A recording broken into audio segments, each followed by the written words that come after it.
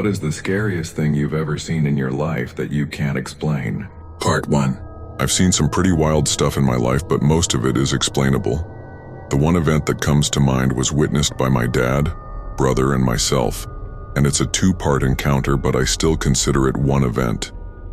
This is a bit long, and I apologize, but I feel it might be worth the read. It was around 1998. My family and I had just moved into an old clapboard house on the edge of town. It had a huge backyard with a 6-foot wooden privacy fence on one side and a metal chain link fence about 4.5 feet high around the other 3 sides of the yard.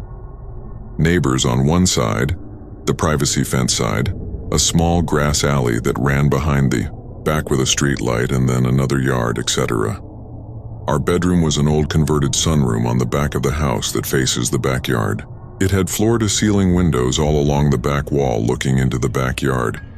We didn't have many options as to where to place our beds, so my headboard was against the windows, and my brother's bed was about 8 feet away with his headboard against the opposite wall with the foot of the bed facing the windows. One night we were up pretty late. I was in my bed and he was in his, just talking about random things, when suddenly he got quiet. I figured he fell asleep, but then I heard him whispering in a shaky breath, so I'm like, "What?" And I hear him whisper again. So again I'm like, "Speak up, I can't hear you." And he goes, "Don't move and be quiet," in a forced whisper, but I thinking, he's messing with me and like, "Bitch, why?"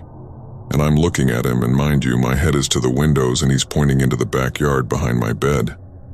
So quickly sit up and turn around and see this huge dog head staring almost nose to glass through the window right behind my bed. I'm almost nose to nose with this thing, just a single pane of glass and about 10 inches of empty air separate me for this thing. Now when I say I screamed, I mean I screamed.